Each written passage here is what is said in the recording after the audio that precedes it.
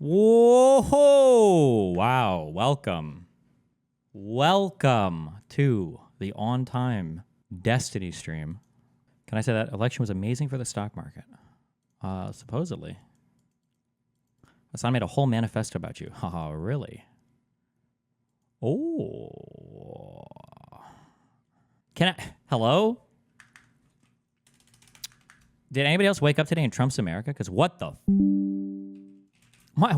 My credit score fell by 86 points. Hello? Is that even possible? Did you miss a random payment? Even if I missed one payment, 86 points? This is Trump's America, okay? Absolutely. Trump's America. Didn't you buy like 100K off Amazon in the past month, probably due to high utilization? It is that, actually. I looked it up because I was curious. I was like, why? And it says, my total credit utilization is 28%. And that's what dinged me? I thought, what happened to all the people like, oh, it's actually supposed to be 30% utilization. Bullshit. Why'd you check your score? It's just, Wells Fargo emails me and I was like, hey, look, score updated or score downdated or whatever. It's this new merchandise. It should be, I think, in a bit. It's coming, working on it. The floating D, the big D. I like how they put me one under 742 just to fuck me. Just to fuck me. Did you buy or rent those 6K cameras? They're like 2K each, I think, or 1.5 or 2.5. They're not what I buy my. I don't rent. I don't rent. I own. Okay. Why'd you start late? I had all of my laundry. I did it all yesterday, but I hadn't folded any of it, so it was sitting all on my kitchen counter. I just had a bunch of like personal like cleaning my apartment to do, basically. Hey, Destiny, 3 years ago, I saw you teach a parrot in a pet shop to say a swear word. If you don't wire me $10 24 hours, I'll release this information. Okay. I think your mic is quiet. I wish there was like, there's got to be like a way to EQ it. What is like the standard fucking mic EQ? You'd think they would like post this shit online somewhere, but they can't. I feel like, I don't even like how it sounds like right now. I feel like it sounds tinny. No, it doesn't. It sounds bassy. Like in the worst way. No, it does sound tinny. Wait, I don't know. Look up the Fab filter. This is what like this just sounds better. This is like almost flat, except there's like a little tweak at the 14 kilohertz. But I don't know, I have a male voice. I don't even know what that's hitting. Like, I don't know, whatever. Fuck it. I was trying to mess with my,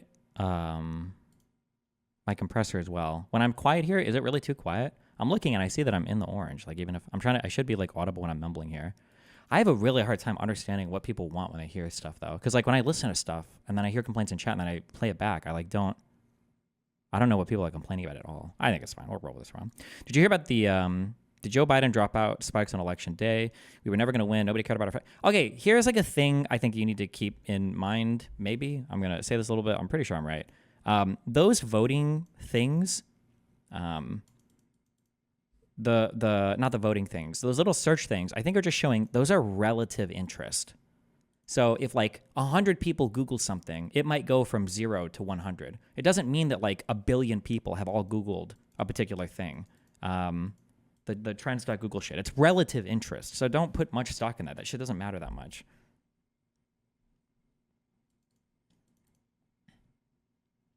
You can't have a standard EQ unless you standardize to something and then provide the altered standard for every mic on the market based on their specs. Each mic needs a different EQ for the same sound. Yeah, but I feel like there'd be like a standard, like here's how you EQ an SM7B, or here's like the ideal curve. I don't know. But I don't know. Maybe EQ will be the next thing I read up on. Is this guy a DGGer? David from... Everyone who endorses the false claim that the U.S. economy of 2024 is an inflation-racked hellscape of misery for working people is doing advanced comms work for the Trump admin when in 90 days' time they start taking credit for the best economy since the 1960s. Yep! True! Can we unban the Hassan name in chat? It's AIDS. How do I... It is unbanned. Oh, dumbass. Way to go. Are you going to sue Mike from PA for his recent threats? I don't know if you can sue people for threats. I guess you know, but things are harder to understand when you don't visually look at the person talking. Like, for example, if you weren't actively looking at the election stream due to being on Discord with people, checking the New York Times, etc., it was much harder to parse. I don't know which thing you're talking about. It's harder to understand.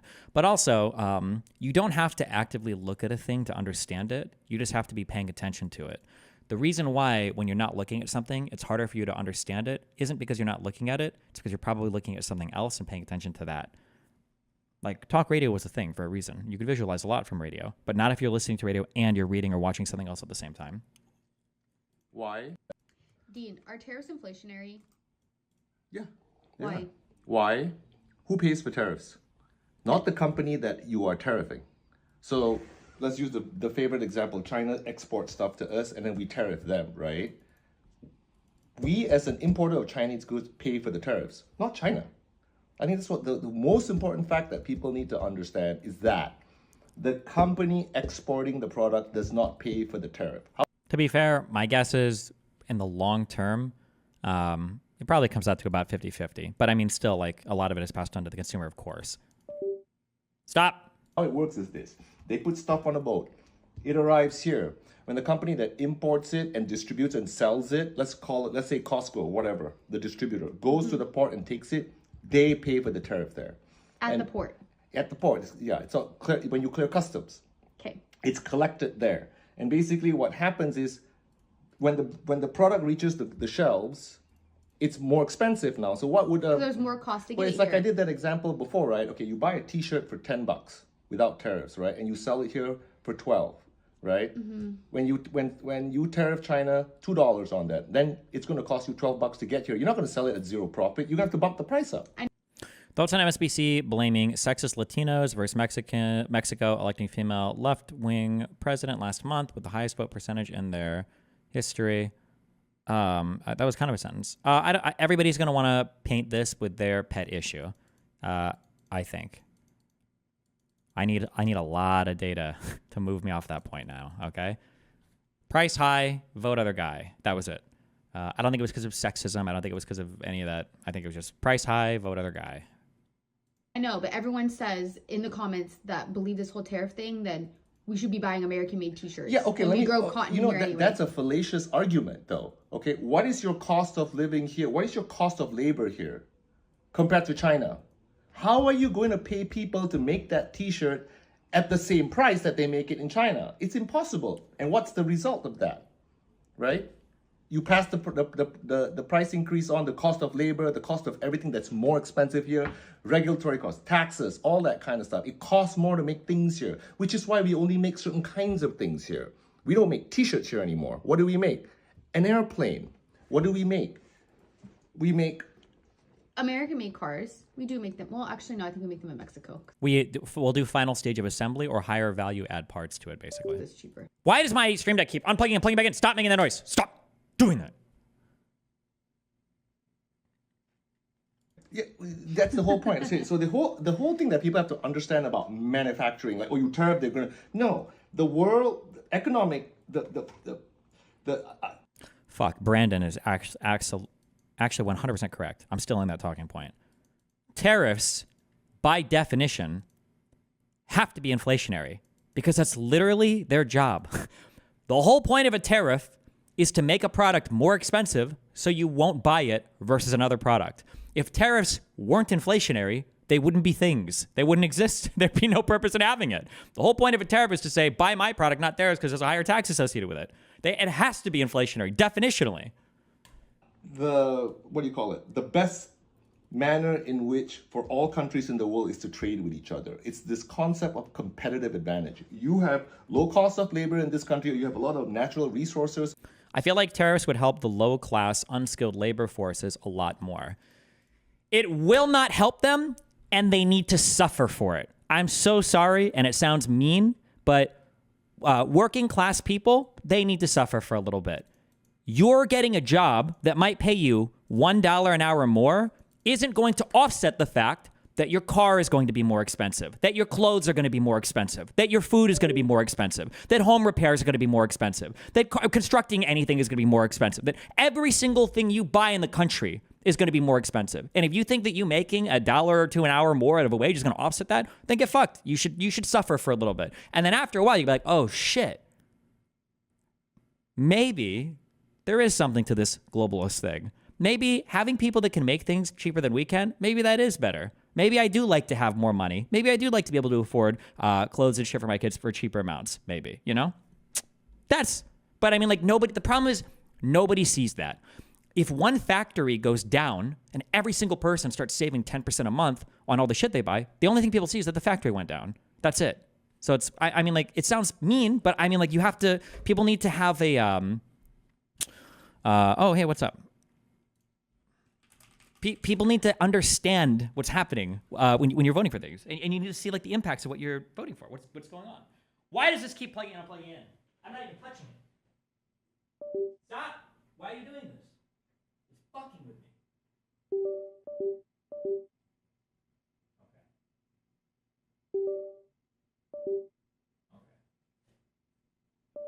What?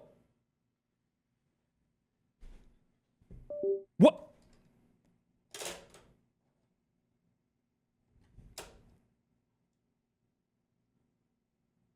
One more time, motherfucker. I dare you.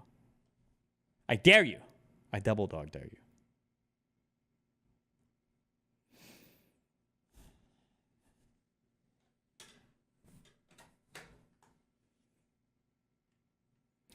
Why can't America own the means of their own production? Because you don't have enough people. You don't have enough people. You don't have enough people. You can't build every single thing. And because you want to build other things. You want to build cooler things, right?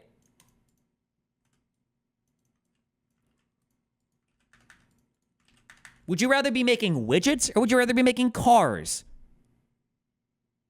Would you rather have computer programmers or would you rather have more people working in lithium mines with a pickaxe, right? Like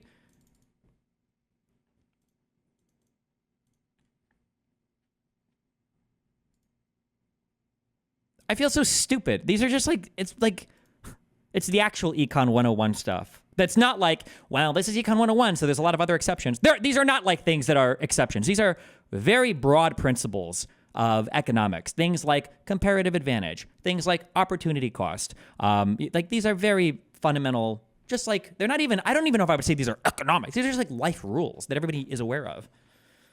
Ugh, but...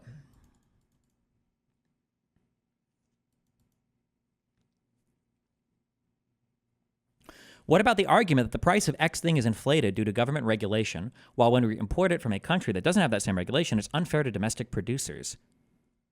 I mean, depending on what the regulation is, we're going to enforce that on imports anyways. No?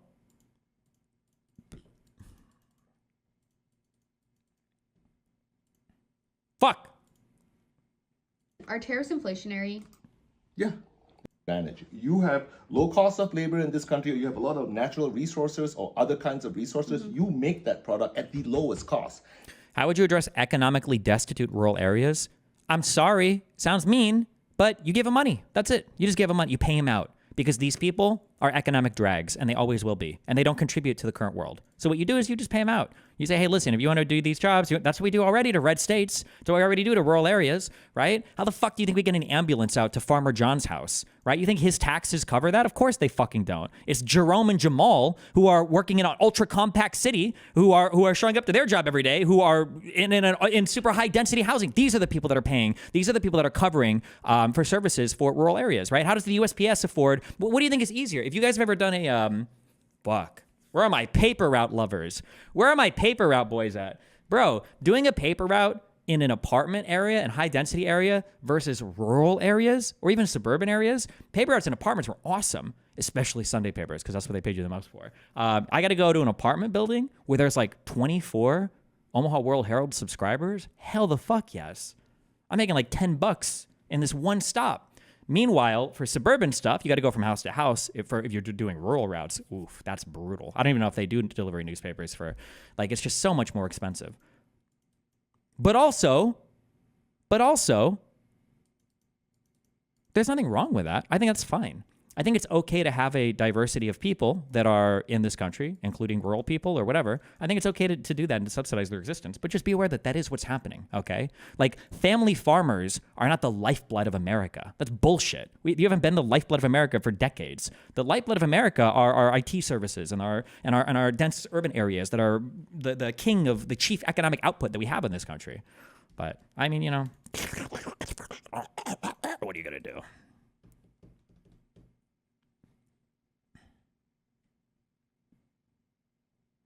They do deliver paper for rural routes. I used too much gas, drove on the left side of the road at 3 a.m., throwing papers from the wheel. What does that mean? Throwing papers from the wheel, like from your window? Destiny, the non-apologetic elitist. You can call me what you want. I speak facts, son. I'm sorry. I'm sorry if reality offends you. Jesus, you guys are retarded and snowflakey. I don't know what you want. I don't know what you want somebody to say, but like, I mean, that's the world as it is. Economies move forward. Economies are moving forward. The world is moving forward. You've got two options. Get with it or get left the fuck behind. The problem is that you're voting the same as I am in my country, so you're voting to leave us the fuck behind. I don't want to be left behind. I would rather be competitive. No, fuck competitive. I don't want to be competitive. I want to be the ruler, okay, of economies versus China or India, okay?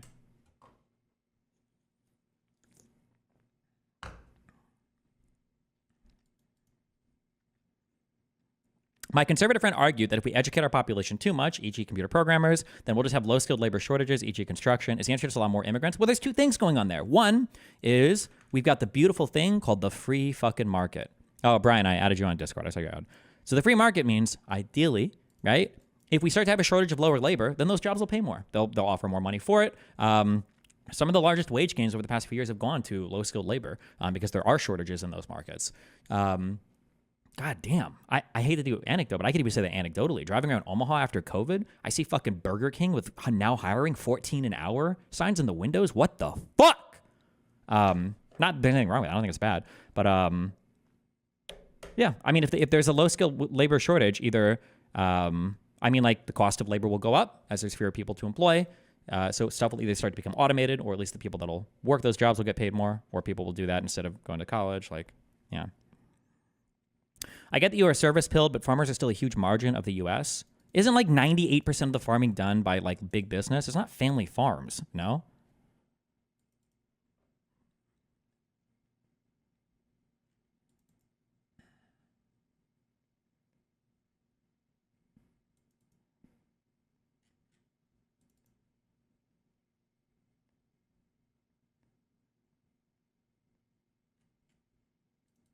A Trumper friend of mine told me that unemployment is artificially low due to people leaving the labor force. Is there any truth to this? How can I counter that?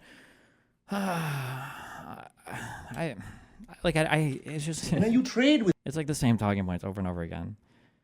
When you talk about unemployment, okay, shorthand, economists talk about a thing called unemployment, okay? Just remember these two terms, U3 and U6.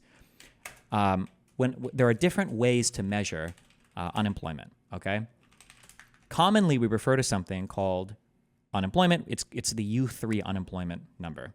What the U3 unemployment number does is it discludes people that aren't seeking work. The reason why is because if somebody's not looking for work, why would you include them in unemployment, right? If you've got 20% unemployment, but like a lot of people just don't feel like working because they're either economically fine, they're in school, they're retired, whatever. Why the fuck would you include these people, right? So you've got like your U3 and this is the number that everybody talks about when they talk about unemployment for good reason. That's why. Now, sometimes conservatives or other equally stupid people will come out of the woodwork and they'll be like, oh, well, actually, real unemployment, and you look at labor force participation rate, it's actually, well, okay. Labor force participation rate and other types of unemployment measures are measuring different things. For instance, the age of a society. As more and more people get older and leave, I need to check this. I don't know if I think this might include retired workers. This is the percentage of a country's working age population that is employed or actively seeking work. Working age. Does this cut off for retirement? That's what I need to find out. Hold on. Oh, it is 15 to 64. But like as more and more people get older, you're less likely to find people working at like the higher age brackets. Even past like 55, they're less likely to work. You might be more likely to find people working at lower age brackets. If you want to talk about like the labor force participation rate, or if you want to talk about like the U6 or some other measure unemployment, you can do that. That's fine. But unless there's been some huge divergence in the numbers recently, which there hasn't been,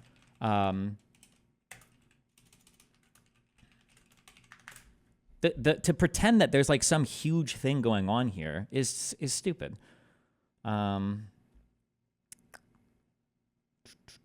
Is there a way that I can overlay the U3 and the U6 on this? Yeah, actually, and I really shouldn't even grant that because I don't even know if labor force participation rate is down. I'm not even sure if that's true.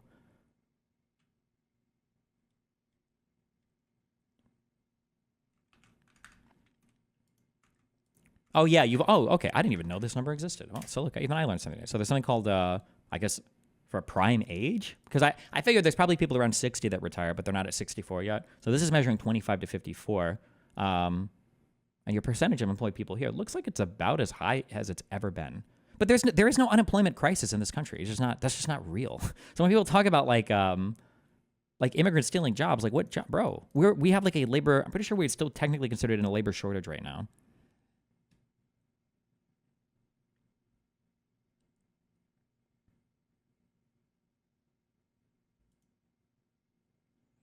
Watching Destiny have takes like this makes me realize he is more out of touch than I give him credit for. Aaron Pitts, what the fuck did I just say that was wrong? What was so troubling to you that you don't understand? Tell me, we'll explain. I'll teach you for free right now. What do you have trouble understanding?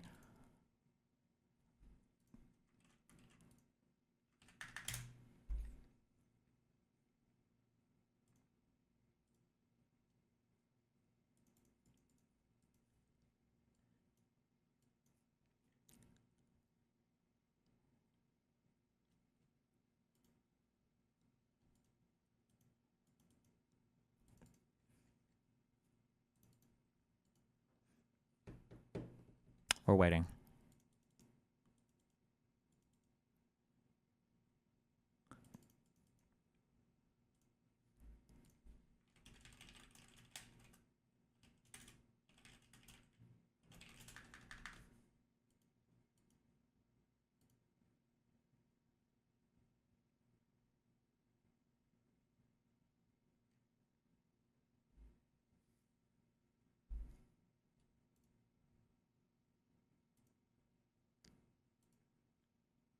Oh, also, hold on. I was completely wrong about this family farms thing. 1 second. I felt like I read this at some point, but this is not true. Our research found that family farms remain a key part of U.S. agriculture, making up 98% of all farms and providing 88% of production. So then I thought maybe it was just huge family farms are the ones that are running everything. But then it says most farms are small family farms, and they operate almost half of U.S. farmland while generating 21% of production. So no, never mind. Family farms are a big part of the... Although they do get a lot of subsidies, I think, as well. But not there's anything wrong with that.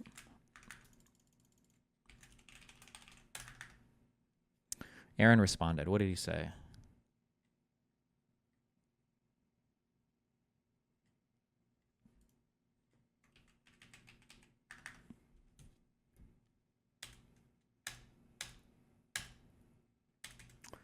You're thinking meat or dairy?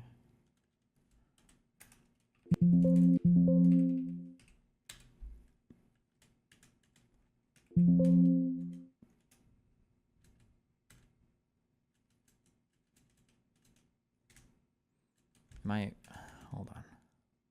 This isn't even an American-only thing. What is he? Never mind. Oh, he's just retarded. Okay. Good luck. Don't forget to take your medication.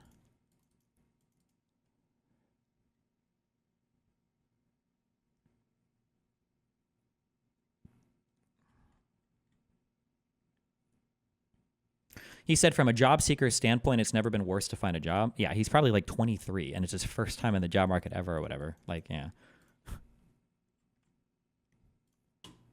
But it's just not true.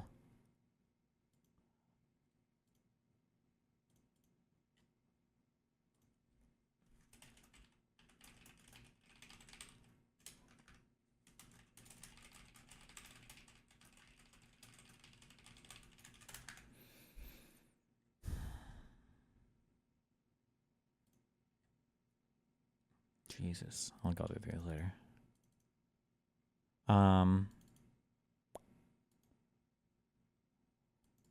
How do you prevent low-skilled labor shortages if societally we're pushing more and more into higher education? Like, should some people just not try for college even though it provides the best long-term wealth? My conservative friend asked this and I couldn't answer. I mean, it's okay. Not everybody has to do like ultra-high-skill labor. And as more people move into high-skilled labor, ideally, or I mean, theoretically, low-skill wages should increase because there's a tighter market to draw from, right? As supply increases, then cost for that labor should increase. Some of it will also be automated as well, right? Like a lot of restaurants, almost every fast food restaurant that I walk into now, or at least on the McDonald's, have like the automated ordering boards and stuff. That's probably replacing a worker or two, maybe, right?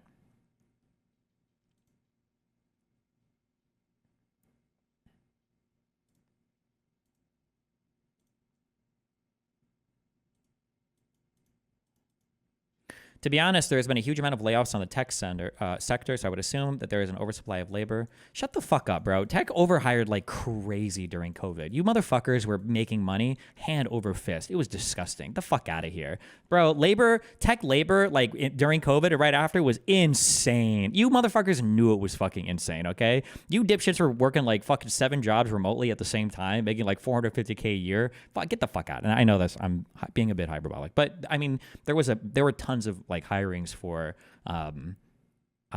tech and shit over it, and it was pretty obvious there's probably gonna be some layoffs afterwards. Like,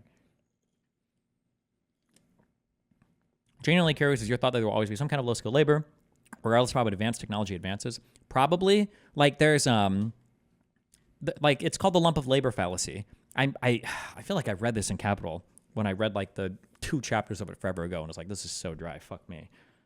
Or maybe I read this about Marx. Can somebody tell me if I'm making this up or not? I've said it a few times, somebody's corrected me, but maybe. Didn't Marx theorize that like sewing looms would put out of business so many low-skilled laborers that capital would become so advanced that people would run out of work to do? Like, I think even Marx thought that. No?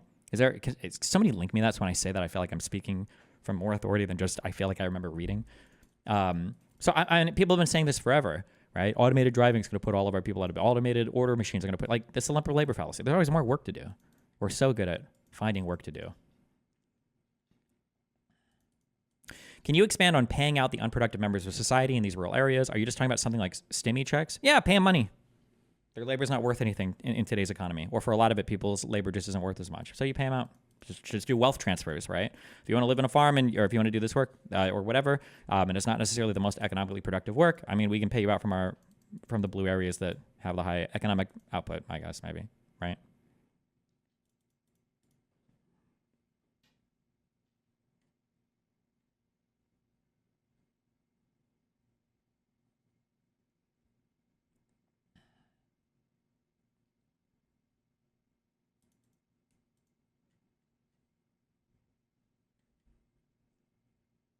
Ethan was so broken today on a show, man. The guy signed from a his community is wearing him down. Has he reached out to you yet? Not yet. But I don't know if reaching out to me would even help him or if it would just give him more hate. Remember, I'm very intentionally isolated from a bunch of other people for exactly that reason.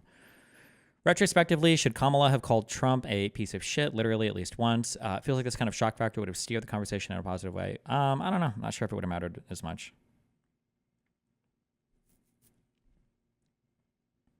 With other people, and we're very, very good at making high, technology stuff. And we're a knowledge economy. That's right. And we're very, very, advanced. We make weapons, we make airplanes. That's what our competitive advantage is. This guy got his education at DGG University. Correct. We do final stage manufacturing for very sophisticated and technical products. That is correct. Good job. You get an A+. Advanced, we make weapons, we make airplanes. That's what our competitive advantage is. How we make it exactly, right? Then you export that to other countries and you import the things that they're good at. It's called trade. It's how economy started, barter. Back in the Middle Ages, whatever, like, hey, I'm really good at fishing. I can catch a fish. That guy's really good at hunting.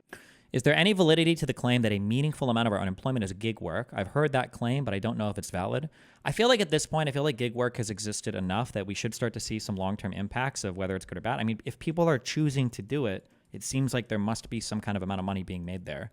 But I think you also have to be very careful when you analyze gig work about like the type of analysis you're engaging in to see if you're capturing meaningfully the experience of people doing it, right? So like, obviously now there's a meta for doing like Uber and shit, right? If somebody pulls up in like a F-150, you're like, this is your first time? You're not in the right car for this. There's no way that your costs of everything are making this worthwhile to you, right? There's a certain car that you drive. There are probably routes or areas that people stick to. I'm sure if you brought on like a DoorDash or Uber driver, they'll tell you like all the things that we do to make money, so.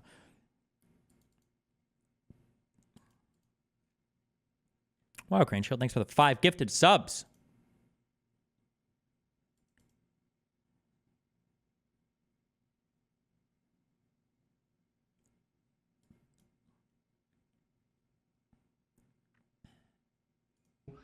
Shooting a bow and arrow at a bird, that guy wants to eat fish and you want to eat chicken, whatever, right? You trade. I always point out to these tariff ding-dongs, the country of Singapore, a country with zero natural resources, an aggressive free trade policy, and some of the highest incomes in the world. I wonder what Israel, what's most of Israel's exports? Is it like tech and shit? Because I'm pretty sure that land has like fuck all for natural resources too. So much for the land of milk and honey to Abraham and Moses. The fuck? I think it's all like tech and shit that they do, right? Destiny water. Israel doesn't even have fucking water in the oh god, was it the 50s? It was called, I think they called it the War of Water, but they had to build a huge water carrier to the north of the fuck, I don't remember anything. I forgot it all. Let's see. You've got the Jordan River that separates Israel and Jordan, and that flows down from what sea? It's not the Red Sea. It's not the Black Sea. It's not the fuck, I don't remember. What's it called? Oh, the Galilee, I think. Is it? Wait.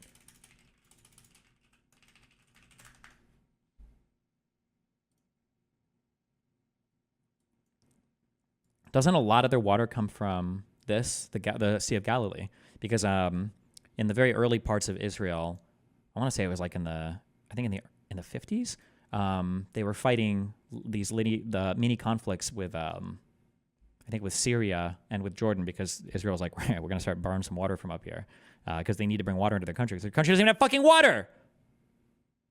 Although now I think they desalinate a ton, so.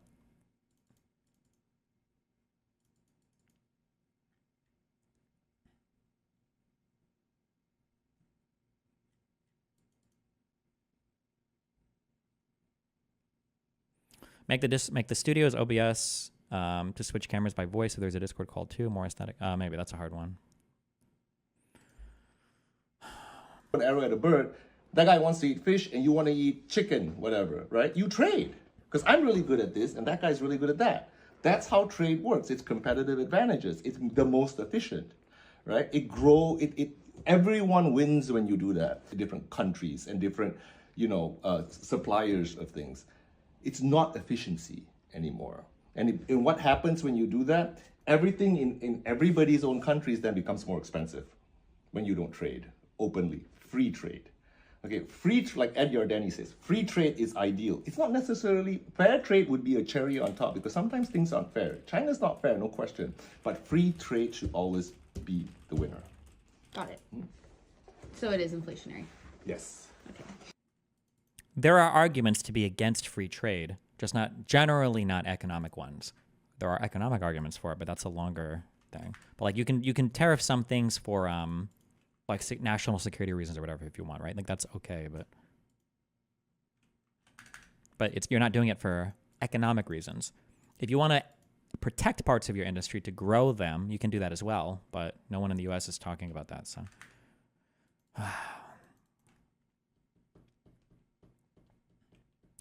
What do you think about Mike from CCP saying he was right about the result? I don't know why you keep spamming this. I don't think about Mike from CCP. I have no idea. He's like a completely, totally irrelevant character. I don't.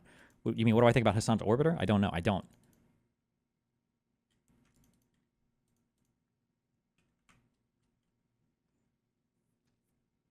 My MAGA friend said tariffs would be canceled out by exchange rate appreciation. Okay, sure.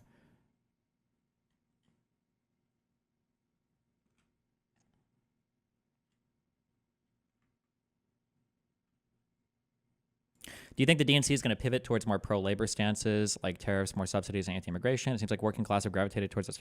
No, the policies, remember, don't matter. Biden was probably one of the most pro-labor presidents in like U.S. history. It didn't matter. The policies don't matter. You just have to make people feel that. It's the perceptions of the policies. They're way more important than the policies themselves.